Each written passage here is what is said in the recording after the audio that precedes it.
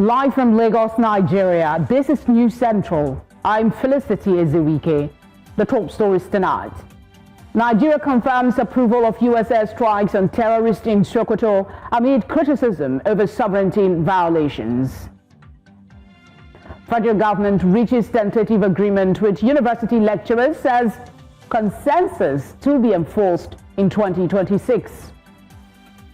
Ukraine's President Volodymyr Zelensky to meet President Trump on Sunday as talks continue on ending Russia's war. Chairman of Tax Reforms Committee clarifies fears and tax identification number for bank accounts ahead of 2026 rollout. And in sports, it's Battle of Eagles as Nigeria get ready to face Old Foes, the Carthage of Eagles of Tunisia in the ongoing Africa Cup of Nations.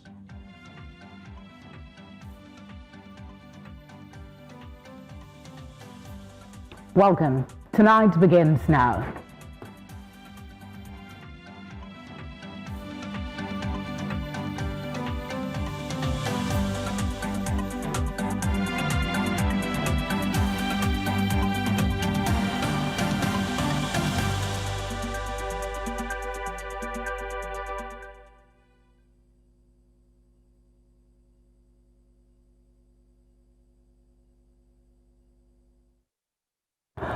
We'll begin tonight in the northwest of Nigeria, where the United States has carried out an airstrike against Islamic State fighters. The U.S. President Donald Trump says the armed group had targeted and viciously killed primarily innocent Christians at levels not seen for many years. Now, Nigeria's Foreign Minister Yusuf Tuga has confirmed the attack as well, noting that it's provided intelligence and gave approval for the attack. The federal government also dismissed Trump's assertions, saying armed groups target both Muslim and Christian communities. Although officials did not say exactly which group was targeted, analysts have said the target was likely members of Lakurawa, which became more lethal in northern border states like Sokoto and Kebbi in the last year.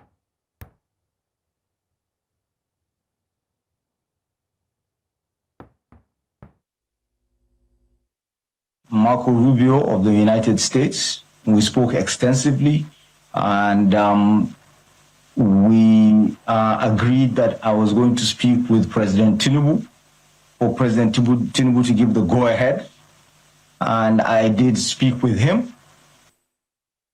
And it was agreed also that the statements that would follow would be statements that would show clearly that it is a strike against terrorism and that it is part of the ongoing joint operations between Nigeria and collaboration between Nigeria and the United States.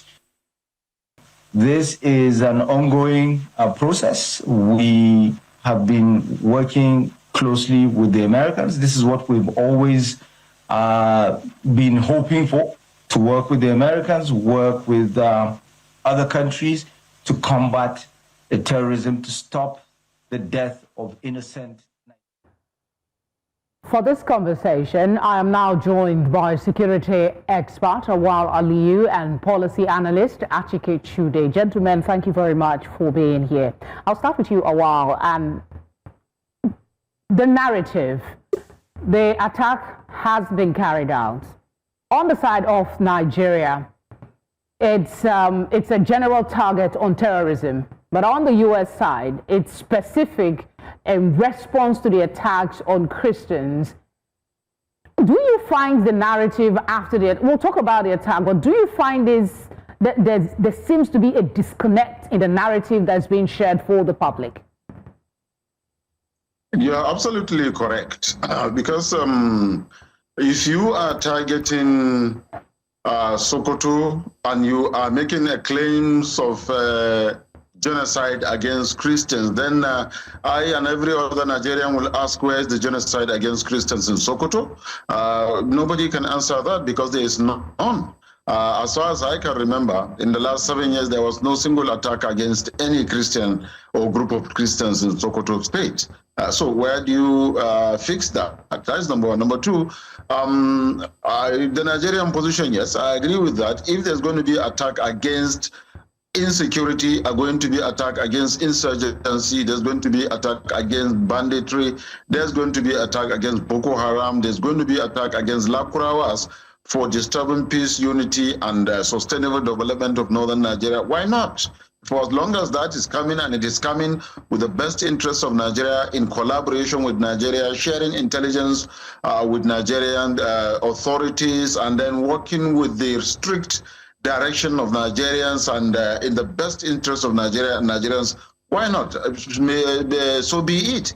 But in a situation where there is a selective engagement or selective statement of attack against a particular tribe or a particular region, or speaking about a particular religion, it is not going to be helpful for Nigeria. There's actually a very serious disconnect between the statement in government and then the statement from Donald Trump. While Donald Trump is speaking about massive killings of Christians, and then Sokoto is being attacked, as the case may be, the Nigerian government is saying no, it is not about Christians, it's about criminals or insurgent groups or bandits or terrorists, whatever name that they will be called, that are fighting Nigerians and fighting the peace and peaceful coexistence of Nigeria. So I think both Nigerian government and in fact the US government need to work in line with the Nigerian thinking and Nigerian perspective of the fight against insurgency, insecurity, and terrorism in general. I mean, otherwise, it does. Will be looking at it from a different angle. One would expect, that for something as humongous as this announcement being made, an alleged exoneration of the Tinubu administration's strategy on security and protecting Nigeria, the narrative that is coming out should have been a bit more coordinated to emphasize the fact that indeed a collaboration is happening. But let's start with your instinctive reaction to the announcement, first on the side of Trump and then the foreign ministry in Nigeria. There's one thing that people know about Trump. It is the fact that he's unpredictable, and at the same time, he's predictable too, because he is one president that carries out his diplomacy in the public space. And so he tells you what he's going to do, and after he's done, shortly after he's done, he tells you what has been done. So from that perspective, he's a very open president. Perhaps, I mean, there are people that will say that he acts in a most unpresidential manner, but that is the phenomenon of Trump. So obviously, I wasn't too surprised about the airstrike. It had been coming to some time, but I think it came at a time, it was a bit surprising because just a few days before then, the Minister of Information had announced that the Nigeria and the United States were collaborating much better and that the relationship was becoming smoother. And also announced the fact that the United States had given a grant of around $2.5 billion for the purposes of, healthcare, especially, in certain parts of the country, with bias on Christian communities and all that. So there was a thawing in the relationship. And so for this to have happened again, I think what was a bit of a surprise as a result of this new improved relationship. But then again, do we say that the Nigerian government is not aware? The Nigerian government has admitted that they were part of this discussion before now, and that they, in fact, actually provided intelligence with which the Americans acted on. So we have to take their statement for what it is, that this is the official statement coming out from the government, and we cannot attribute any other scenario, any other statement to them. They said they worked with America.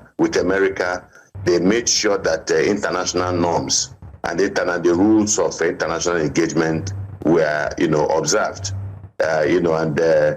This strike was carried out. Of course, I understand the discrepancy between, in terms of the argument about the epicenter of violence in this country and attacks on Christians and what is happening in what happened in Sokoto State. And I share the same sentiment with my colleague there in the studio, that this seems to be a bit contradictory.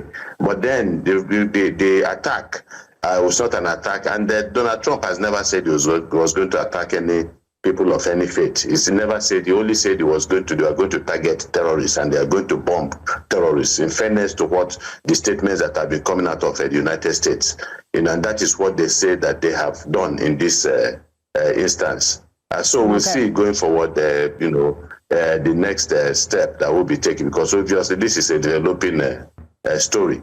It is indeed.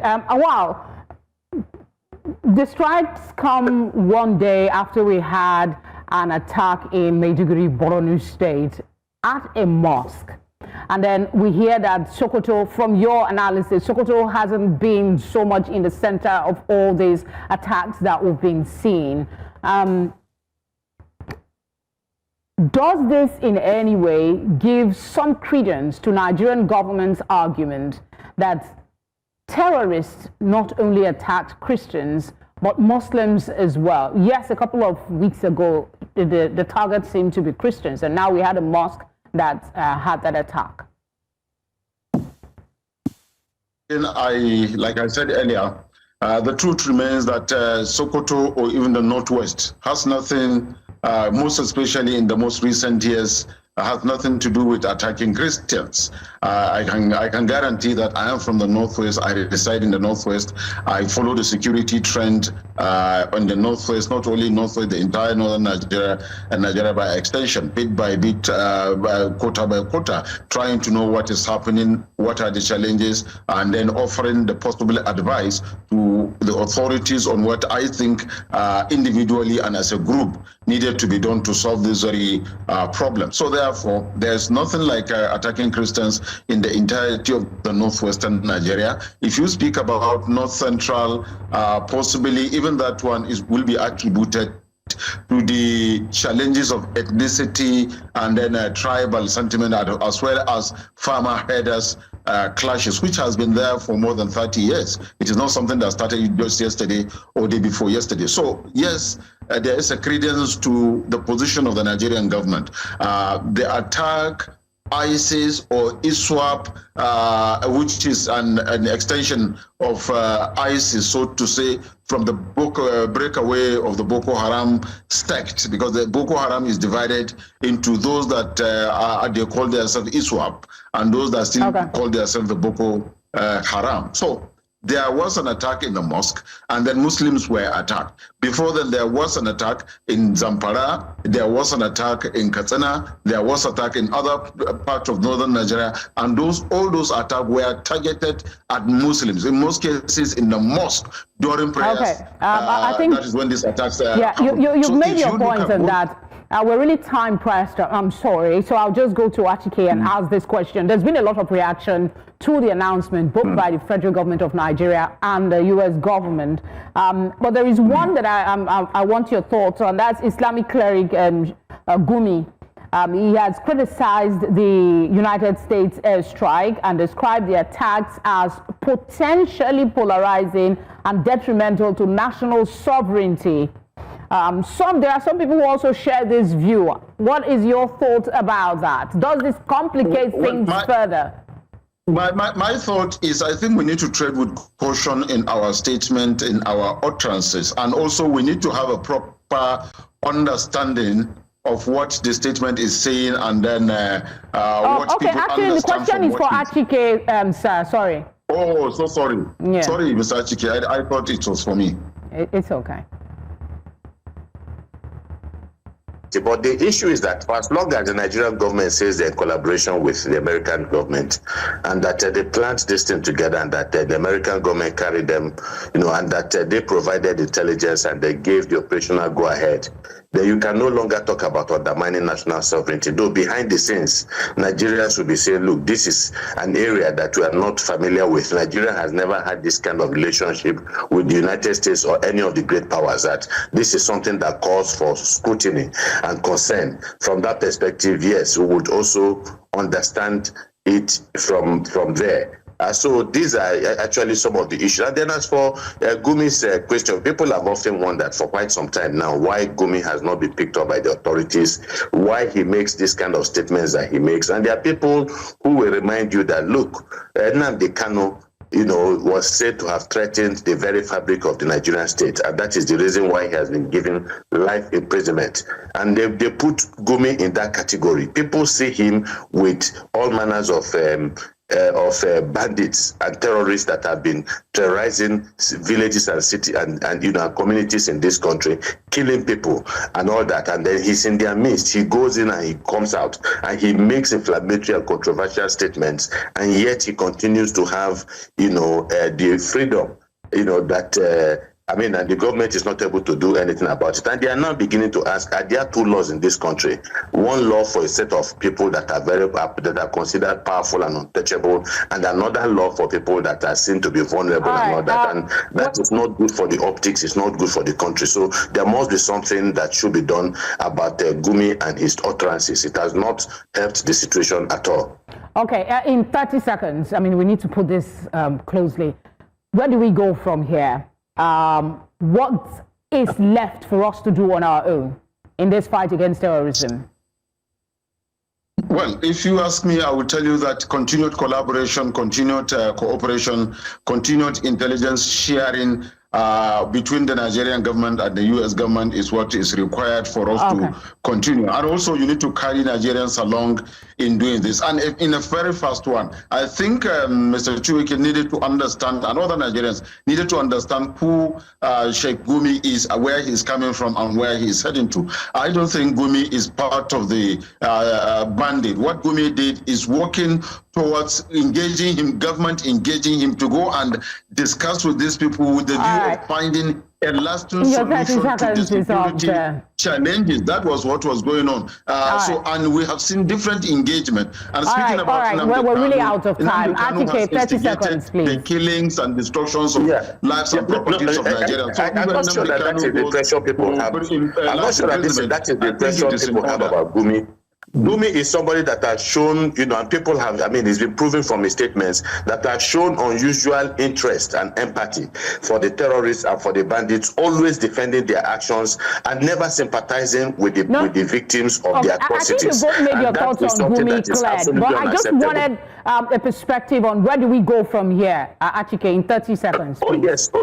Yeah. Well, I agree with my colleague in the studio. We should continue to collaborate with the United States and also understand the parameters that they're going to work with, because people are worried about the ultimate objectives of the United States. It must not be an objective that will be at variance with the national interests of the Nigerian state. We should be careful, but the reality is that engagement with them is important because we have lost the battle against violence and insurgency in this country. And so it's not today that we realize we needed help, and that help has come in, but it must be something that would also engage with in a with a lot of circumspection. Thank you very much. Thank you. Awal Achike, always a pleasure to have you on the news. Thank you very much too. Coming up, residents of Abia State celebrate Boxing Day, but won't take their sides off business. Stay with us.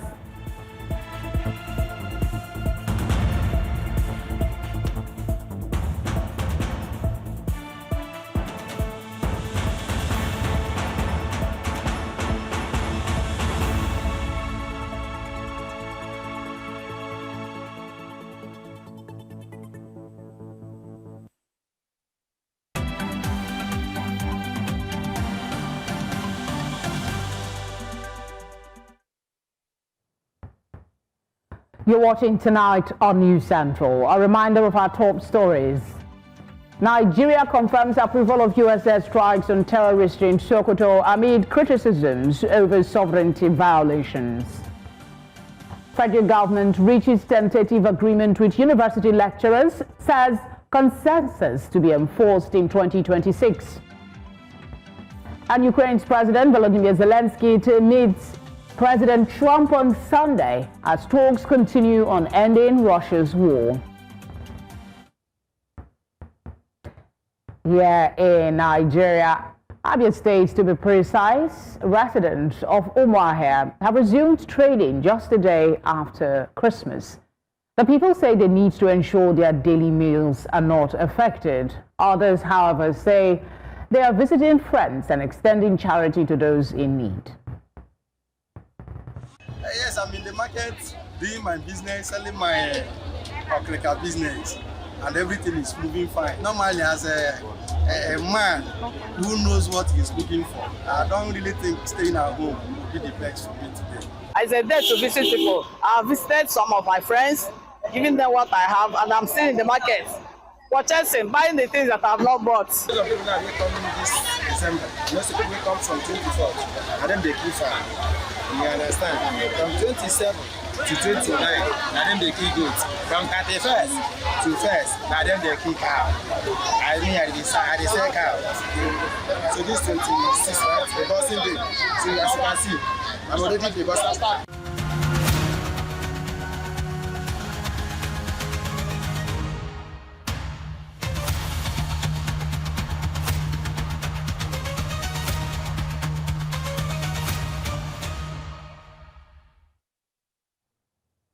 2025 will be remembered as a year of controversies, unpredictability, and realignments for many in Nigeria's political scene. It was defined by fractured opposition and a ruling party that seems to grow stronger with every crisis, giving rise to allegations of the All Progressive Congress running a one-party state. The political landscape has altered many calculations as actors move to secure their interests ahead of the 2027 general elections. News Centre's Sage Ibrahim chronicles a year of high drama, bold moves, and political uncertainties in this special report.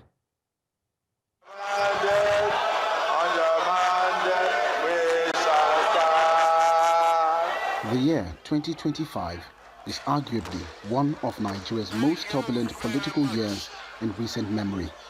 It witnessed unprecedented waves of defections that strengthened the ruling APC, deepening fractures within major opposition parties like the PDP, the Labour Party, the NNPP, and the SDP. One of the biggest developments of the year was the rift between Rivers State Governor Siminalayi Fubara and his predecessor and FCT Minister Nyesom Wike, which in turn led to the friction in Rivers State between the executive and the legislature.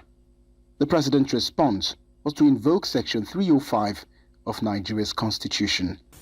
By this declaration, the governor of Rivers State, Mr. Siminalayi Fubara, his deputy, Mrs. Ngozi Oju, and all elected members of the House of Assembly State are hereby suspended for an initial period of 6 months. The president strategically took a constitutional action to achieve a political end. The only thing achieved, the only thing that was targeted was to uproot Fubara, orchestrate a political alignment which works for the president 2027. That's all. Another incident which gained national and international attention early in the year is the seat row involving Kogi Central lawmaker Natasha Akpoti-Uduaghan and President of the Senate, Godswill Akpabio.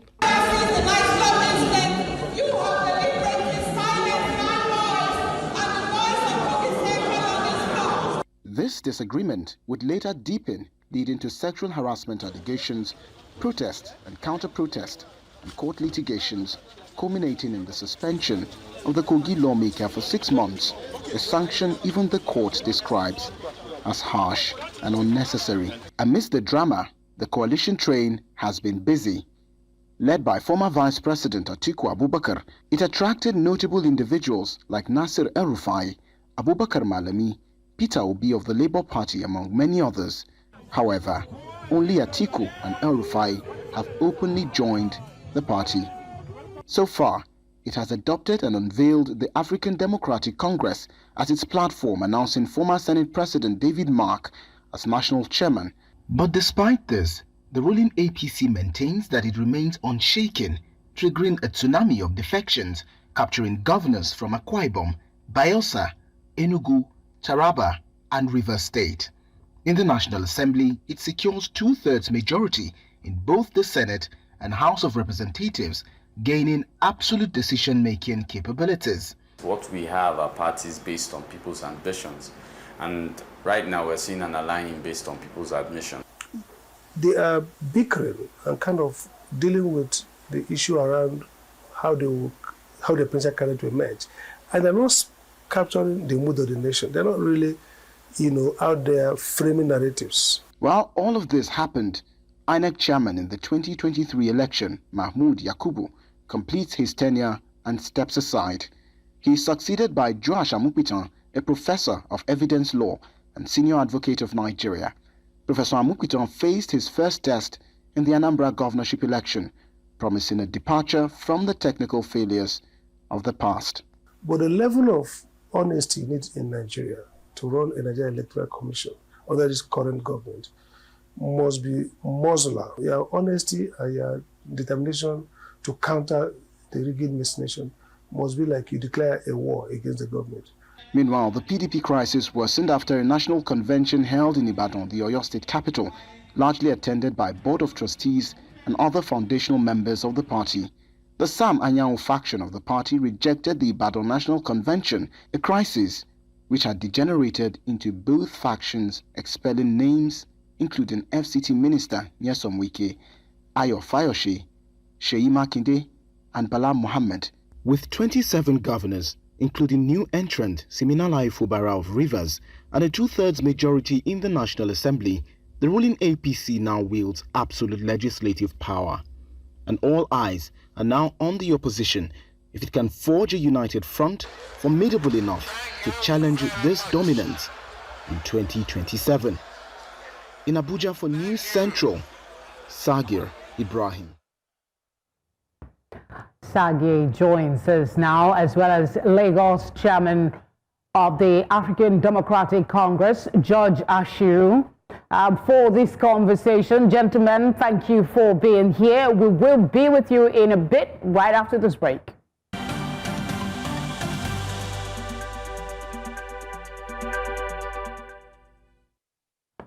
All right, Sagir, you followed the political scene in Nigeria from January up until now. What political event would you say was most polarizing, and which would you say gives a little bit of hope, if any? Good evening, Felicity. That's quite a loaded question, but also I tried asking this question to all of the respondents that I'd spoken to. In fact, we had conversations even here in the newsroom, among ourselves colleagues, to try to fashion out or figure out which of those political events announced. Without minting any words, it definitely was the particularly the Rivers State Governor Siminalayi Fubara. I believe for many that was the biggest event that caused the most of the political rancor. Seeing the suspension of the sitting governor by the president, the question of whether the president had the constitutional powers to do so, the suspension of not just the governor but also the deputy governor and the entire house of citing national security. Of course, the reason why that has happened was basically the biggest, and of course, Felicity, up until even a few weeks ago, we have seen that it was an issue in the courts up until the pronouncement, of course, of the Supreme Court that the president indeed has the powers to suspend the sitting governor. And even following the Supreme Court's position on the matter, we see it still has not, the dust is still yet to settle from all of that. And from all of what has happened, and of course, the development that followed afterwards, the defection of the governor to the APC only adds a bit of salt to the injury that was opened as a result of this development. Felicity. All right, George, one central development in all of 2025 was the seeming mass defection to the ruling or progressive Congress, and the fears that this movement is confirming fears that we're moving towards a one-party state, and that the opposition from the PDP to even your own party had so much crisis. Let's begin from there. Your thoughts on where we're headed in the coming year. Very much. For me, it's just a very, very clear issue. And the issue is misgovernance, and we try to dress it up by calling it political alignment and realignment because a particular party in power has been able to attract, a swarm of locusts to his midst, as has always been the case in Nigeria. Whatsoever parties in power tends to attract all of those who lack any form of understanding of the needs of the people for which they were elected to serve. We saw it when the PDP was in power. Practically all the governors in Nigeria were in the PDP camp and they still lost power, and now they're in crisis. And so this is exactly what is happening. And we see what has happened in Rivers State is a clear example of a predetermined series of actions that would lead to the sort of expectations which we have seen now. It is not just the fact that the governor decamped into the party that took him out of power for 6 months. It's the fact that the party, without even waiting for a primaries, is already endorsing him for a second term. This is basically what they're all fighting for. They all want assurance that there won't be any sponsored infighting against their ambitions for a second term. Now, what has happened in the ADC is completely opposite.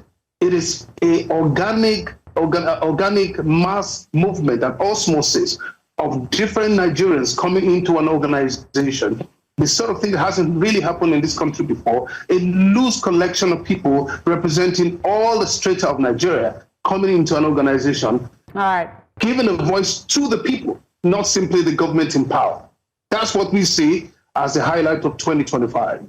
All right, Sagi, quickly, what are the chances from the coverage of the events of this year? What are the chances that the opposition, including the ADC, will be able to brace up for the elections in 2027, given the politicking that is ongoing? In 30 seconds, please. Sagi.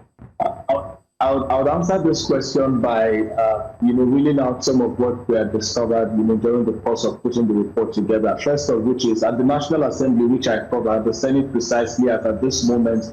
As at the time I filed the report, there were a total of 76 lawmakers who were bona fide members of the All Progressive Congress. I filed this report, I think, some 2 weeks ago, completely because we had to consistently move the filing date because events just kept happening.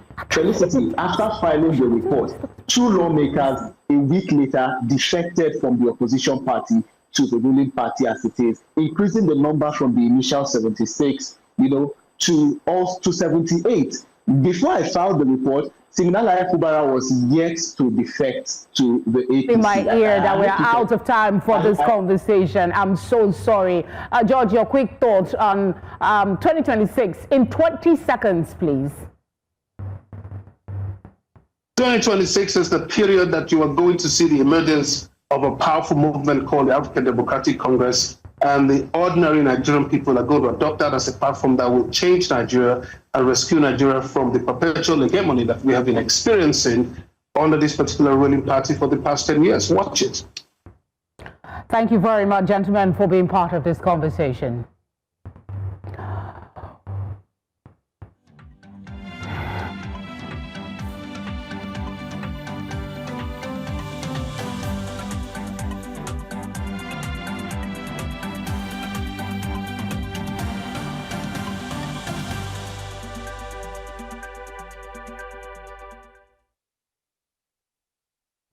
One of our top stories tonight, the federal government has reached a tentative agreement with the Academic Staff Union of Universities, ASUU, over the renegotiation of the 2009 agreement on lecturer service conditions. According to the draft agreement, the government has promised to pay withheld salaries and address long-standing arrears, including 25 to 35% salary backlogs and promotion arrears owed for over 4 years. While the deal also covers the release of unpaid third-party deductions, such as cooperative funds and union dues, the government further agreed to a 40% salary increase and plans to set up a National Research Council with dedicated funding.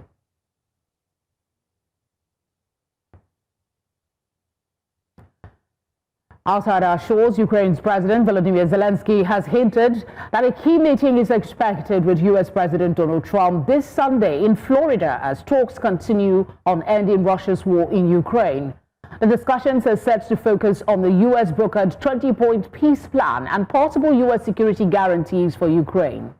With the Kremlin confirming that Russia has also been in contact with the U.S., Zelensky said Sunday talks could take place at the highest level and are important ahead of the new year. U.S. Secretary of State Marco Rubio has congratulated Honduras President-elect Nasri Asfura on his victory in the country's recent election. The message was delivered during a phone call, according to the U.S. State Department.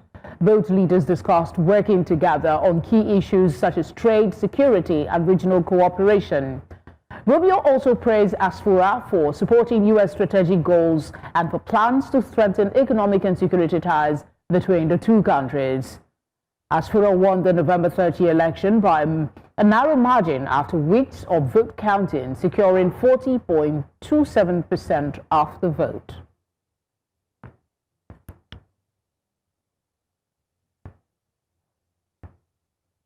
Now, let's go back to one of the biggest stories today. That's the U.S. attack in Nigeria's northwest Sokoto. As we cross live to our News Central's correspondent, Jamil Mabai, who is right now on the ground in the capital city for his witness report. Hello, Jamil. What is it you've seen on the ground on your arrival? Okay, people are carrying out their activities. Nothing has changed, and but from the few people we have spoken to, there has been this apprehension from them. Looking at the scale of the attack, and given the fact that Sokoto, it's not one of the areas, that has the activities of ISIL or ISIS in that area, except for the last hour group which operate along the Kebbi Sokoto axis. But one thing is the people here that we were able to speak to have this apprehension with regards to why it started with Sokoto, given the fact that a bomb went in Maiduguri 2 days ago, and Maiduguri is the epicenter where the activities of the Islamists is pronounced. So, but here with me is one of the people here in Sokoto who is going to share with us how he feels about it. So, me ya ta samu labarin wannan bombin da ƙasar Amurka ta kawo a garin Jabo a Sokoto, ya ta samu labarin kuma ya kake kallon abin. Saboda da al'amuran duniyar su faruwa na tashi hankula wanda kowace suna gude da gudu gargaro dai ana tashi hankali. Ya ka ji kan wannan hidimar da ya faru yi gaskiya ba ku da da hauna. Wanda yake musu yanzu labarin a ce an taɓa hawa na da shi har gaskiya ba zai gida. Kuma ni na ta rayuwa ta bace shi a kusa da shi rayuwa. Ba duk abin da sai ya taɓa mutunci ba yana baki ciki da shi. Duk da su Amurka sun ce 'yan ta'adda suka kai mawa still sabu ko kai ba kai da 'yan ta'adda bana an kai mawa. Da gehen da aka yi 'yan ta'adda ya su sai da su da 'yan ta'adda suka fi kuma mana magani. Duk sai da su kuma a zangala yake misali ana ya gani shi. Kuma 'yan hausa 'yan ta'adda da akwai inda ake zuwa kuma gehen ba ma 'yan ta'adda. A garin Jamu gari da wanda aka sai yana sama hanyar kuma ba wai daji gare shi. Sannan a ce an ce cikin daji ne aka yi 'yan ta'adda a sabon musu. Okay. Just to summarize what he says, he said he's not happy with the attack, and he felt really bad. For the first time, the community of judges is not a community that governs the activities of these Islamists. It's a community which is close to the municipal of Sokoto State. He said he's not happy. He sees this attack as a direct confrontation to Islam. All right, Jamil. Just how much he said. Yes, that's what he just said. All right, thank you very much for the update. We have to go now. Please stay safe as you go about capturing the report. Tonight returns with business, sports, and entertainment news. Do stay with us.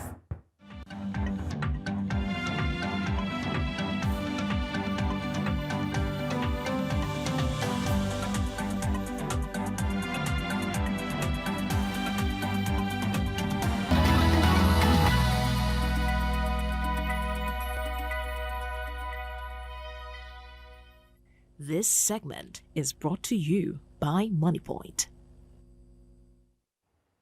Chairman of the Presidential Fiscal Policy and Tax Reforms Committee, Taiwo Oyedele, has dismissed fears that Nigerians' bank accounts will be frozen or automatically debited for not linking a tax identification number TIN ahead of a new tax regulation in January 2026. In a public clarification, Oyedele stressed that TINs are required only for income earning or business accounts, not personal savings accounts. He explained that the policy is meant for identification and data harmonization, not punishment, and has been in place since January 2020. Nigeria's federal government has secured about $1.2 billion in financing from the United Arab Emirates. This is meant to advance construction of a 56-kilometer section of the Lagos-Calabar Coastal Expressway, according to a presidency statement cited by Bloomberg. President Bola Tinubu said the deal guarantees uninterrupted progress on the flagship project, which will span about 700 kilometers along Nigeria's Atlantic coastline when completed. The highway is designed to link major commercial hubs and boost trade, tourism, and logistics. And more on business after this break.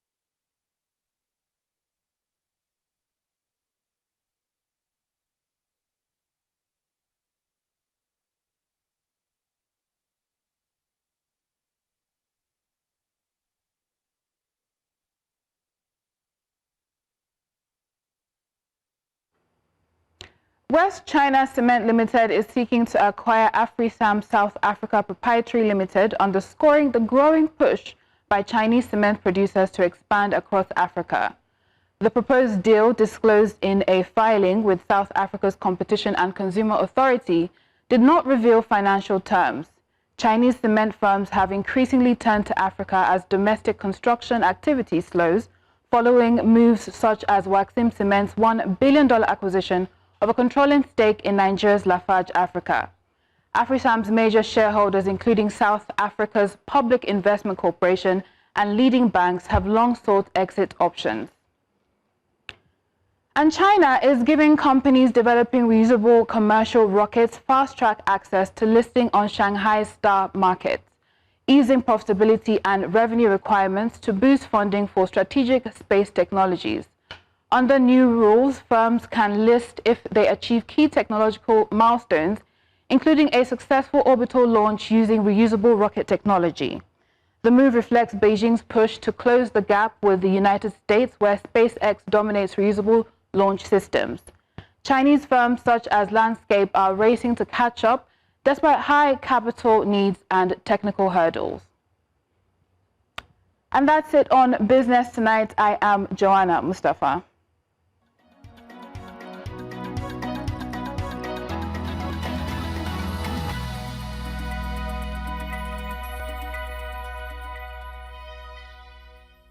This segment is brought to you by MoneyPoint.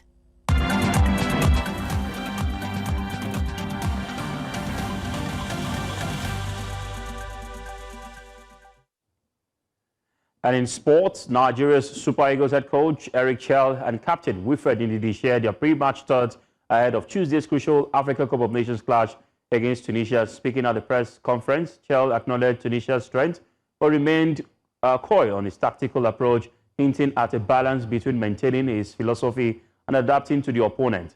On his part, Ndidi reflected on the significance of the first meeting between both teams since the 1-0 defeat in Garoua at the 2021 tournament, emphasizing focus and determination.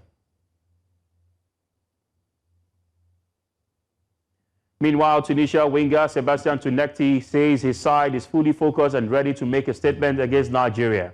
Speaking to our correspondent Udoka Njoko in Fez, the Celtic forward played down any suggestion of Tunisia being favourite, insisting both teams head into the clash with equal chances.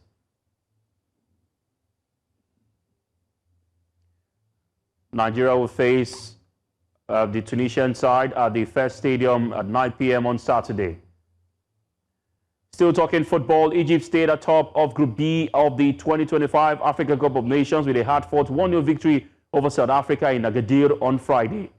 Mohamed Salah scored the decisive goal from the penalty spot just before halftime after Kuliso Moudal fouled him in the box moments later. Mohamed Hani was sent off for a second bookable offence, handed Bafana Bafana a numerical advantage. Now, despite playing the entire second half with 10 men, the Pharaohs held firm to secure qualification for the knockout stage. In the other group game, Angola were held to a 1-1 draw by Zimbabwe in Group A. Comoros also played out a draw against Zambia, while Morocco are currently leading Mali by a goal to nothing at halftime. And to wrap up sports update, veteran French football coach Jean-Louis Gasset has died at the age of 72. His former club Montpellier confirmed on Friday. The Ivory Coast sacked Gasset during the 2023 African Cup of Nations after the hosts suffered a humiliating 4-0 defeat to Equatorial Guinea in their final group match.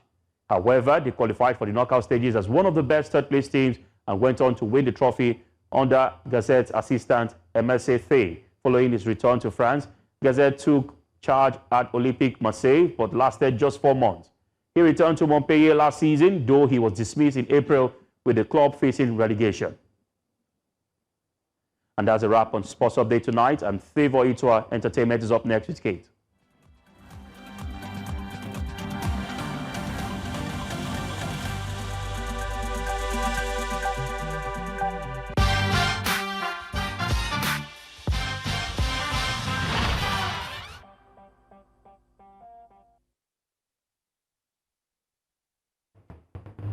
Tonight, in the world of entertainment, the Performing Musicians Employers Association of Nigeria, PMAN, has suspended its national president, Priti Okafor, following internal disputes and allegations of misconduct within the association's leadership.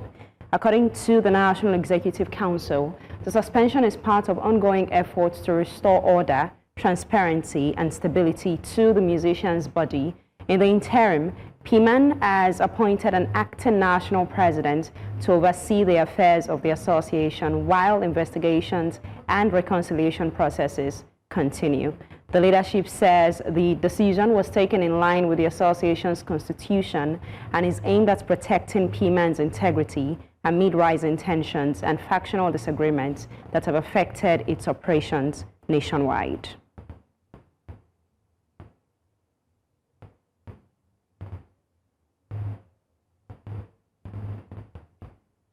Now moving on, Mariah Carey has once again reclaimed the top spot on Spotify's global chart as her holiday classic, All I Want for Christmas Is You, returns to #1. The festive anthem continues its annual resurgence, dominating streaming platforms as the Christmas season peaks. The song's latest milestone further cements Carey's long-standing reputation as the undisputed queen of Christmas, with the track enjoying massive global streams more than 3 decades after its release. Now that does it on entertainment news for tonight. My name is Kate Adeogun.